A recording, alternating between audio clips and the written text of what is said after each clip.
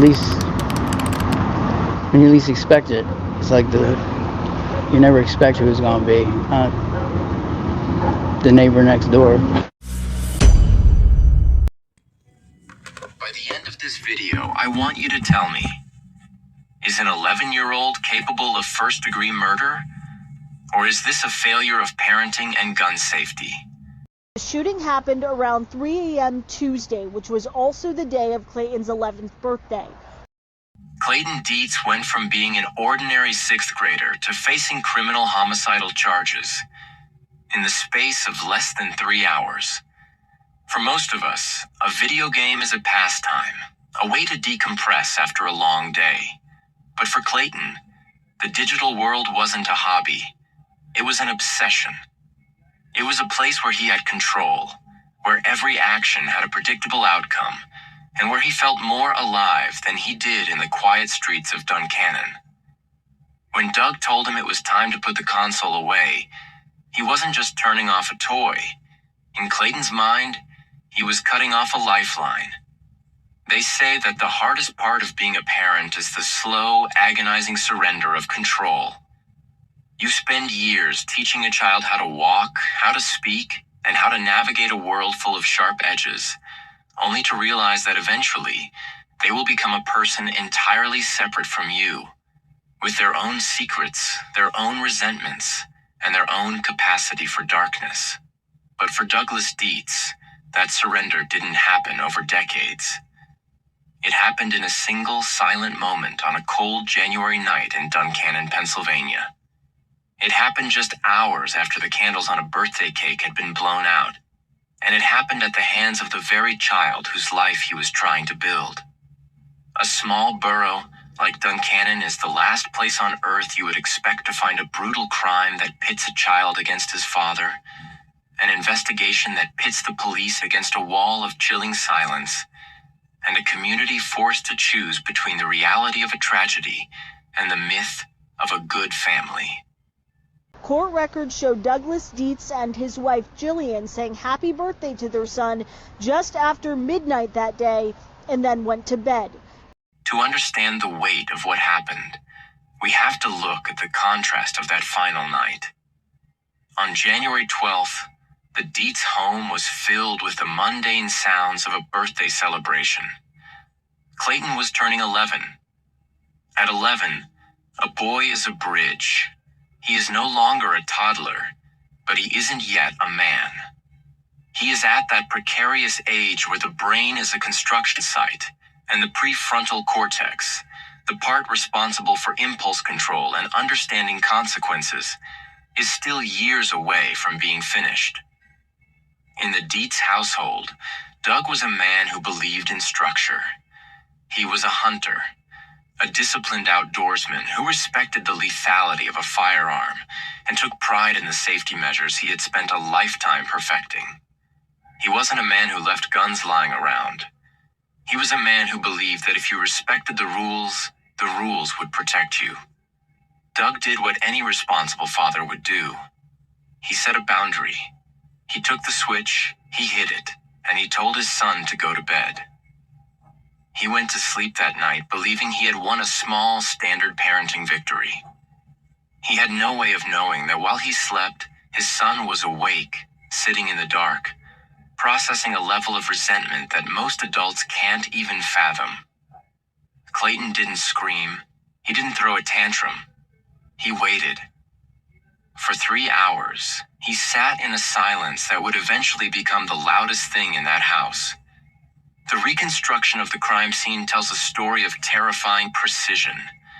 This wasn't a crime of passion in the traditional sense. A child who snaps in the moment grabs the nearest object and strikes out. Clayton didn't do that. He sat and he planned. He knew his father kept his .38 caliber revolver in a locked safe in the master bedroom closet. He also knew that the key to that safe wasn't kept with the gun. He had to navigate the house in total darkness, moving with the stealth of someone who had practiced this route many times before. He had to find the key, which was tucked away in a kitchen canister, hidden beneath mundane household items. This was a puzzle, and he solved it with the cold focus of a veteran strategist. When the clock hit 3 a.m., the silence was broken. Clayton's mother, Sarah, was pulled from a deep sleep by a sound that didn't fit the quiet of the night. In the movies, a gunshot is a thunderclap. In reality, in the confines of a small home, it can sound like a heavy book hitting the floor or a door being slammed by the wind. Jillian Dietz then told police the next thing she recalled was a, quote, bang and something that smelled like fireworks. She woke up confused, reaching out in the dark for her husband. But instead of the familiar comfort of Doug, her hand met something thick, warm, and wet. She later described hearing a rhythmic, wet, dripping sound, the sound of a life leaking out onto the floorboards. She turned on the lamp, and the world changed forever. Douglas was gone, and standing in the doorway was their 11-year-old son, the birthday boy, holding a smoking revolver with a look of total, eerie indifference. When the Duncannon police arrived, they were prepared for chaos. They expected a hysterical mother and a terrified, shaking child. What they found instead was a house of mirrors.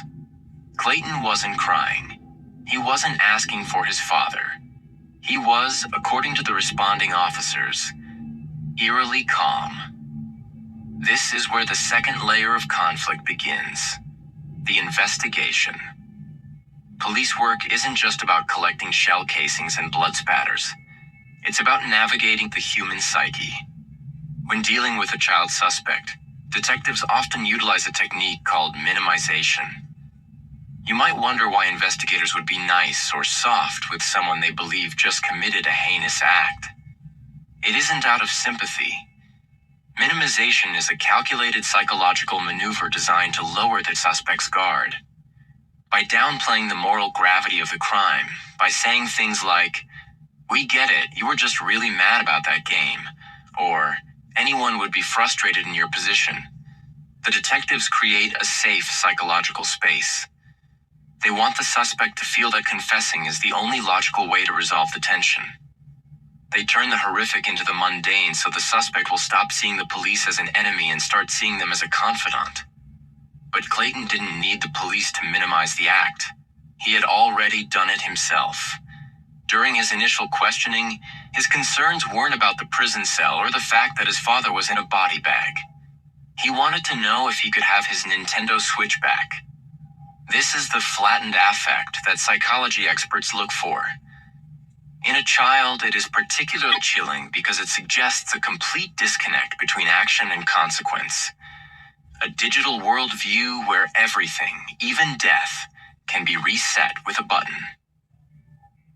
As the investigation deepened, the community of Duncannon found itself paralyzed by the third conflict: family versus reality. How do you reconcile the good neighbors you've lived next to for years with the reality of a child killer? In a small town, a tragedy like this feels like a betrayal of the social contract. People began to search for something to blame because the alternative, that a child can simply harbor a capacity for darkness, is too terrifying to accept. They blamed the video games. They blamed the direct file laws that allow an 11-year-old to be charged as an adult. They blamed the ease of access to firearms, despite the fact that Doug had done everything right by locking them away. This brings us to the legal war that is currently tearing through the Pennsylvania court system. The decertification hearing. Because Clayton was charged with murder, Pennsylvania law automatically funneled him into the adult system. He isn't sitting in a juvenile detention center with counselors and teachers. He is in a regional jail, facing the cold reality of adult justice. The hearing will decide if his case stays in the adult court, where he could face 40 years to life, or if it moves to juvenile court, where the system's goal shifts from punishment to rehabilitation. In the juvenile system, Clayton would be released at 21, regardless of the crime. This creates a haunting moral dilemma for the community and the viewers at home. If we decide that an 11-year-old is a child and send him to a juvenile facility, we are essentially saying that 10 years is the price of a human life. We are betting that a decade of therapy can fix a mind that calculated a murder over a video game. But if we keep him in the adult system, we are throwing away a life that hasn't even begun to fully form. If Clayton stays in prison until he is 61, who exactly are we releasing back into society?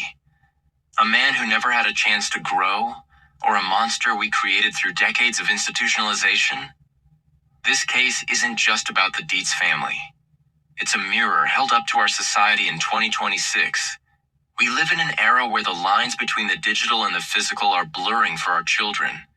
We are seeing a rise in what experts call emotional desensitization, where the high-octane violence of the digital world makes the boring reality of the physical world feel frustrating and restrictive. When Clayton pulled that trigger, was he killing his father, or was he just removing an obstacle in his game? We have seen this pattern before, and it always leaves us with the same unresolved questions. Think back to the case of Nathaniel Schimmel or the haunting history of Mary Bell. Each generation has its child monsters, and each time we struggle to define where childhood innocence ends and adult accountability begins. The trifecta of conflict never truly resolves.